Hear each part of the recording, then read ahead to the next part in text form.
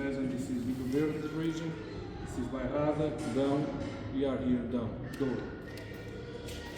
What is the most important thing in Douro? Any one of you know that makes this region so special? Soil? Also, The river? also, this mountain here. It's called Marão.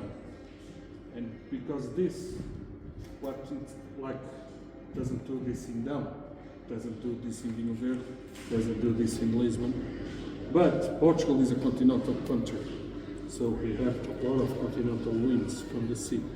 But this mountain here, it blocks the winds from the sea, which makes more or less like this. The winds go here and goes up. And usually what you have here is the Douro River, of course, but what you have here is a place where you have a lot of warmth and you don't have the influence of the winds.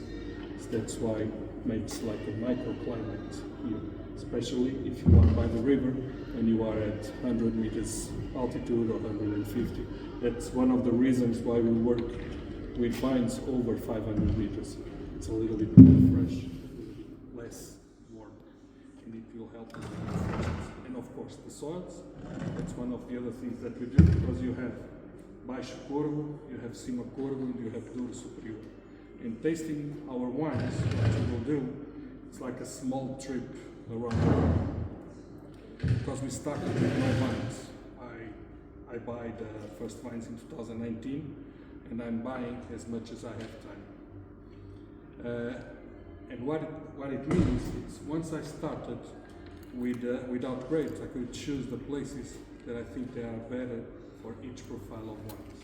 So we go from Taboaço, where you have schist soils, to São João da Pesqueira, near your, I think you work from, what is the place, Ervedosa, but you work in Sotelo, where you have blue schist soils, which is quite different from this schist here. And then we go for Terras Elevancianas. Terras Elevancianas have muito schist soils. But one of the things that you have in common in all these places is the altitude. So, tasting our wines is like a small trip around Douro, the different expositions and the different soils, and of course, the places that I think are better for each kind of grape. For example, for the whites in Pombal and Ciães, for me is the best place for the Bigato and for Malvasia Fina. Of course, you have the Bigato and Malvasia all over Douro, but the behavior is different.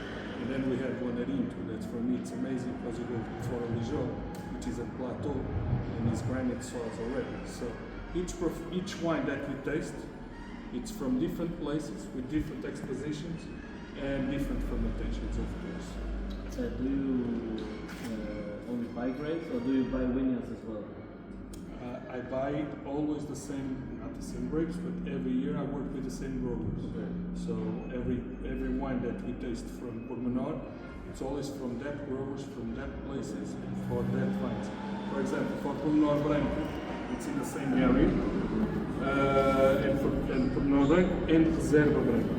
It's from the same area, with the Bigato, Malvasia, Cosme mainly, that grape.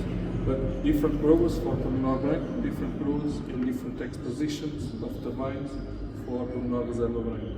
And I have a few vines that goes for Pormenor Reserva Branco. So I just don't own all of the places. I know it was this that you were saying. But I would say that 90% of what I buy is from growers. It's something that is unusual in this region. Let's say this. We have 10 labels in total.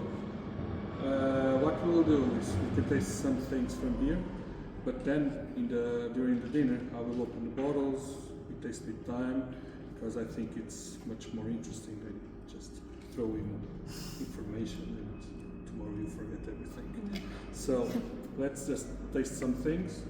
Better than we were doing, much better, way better.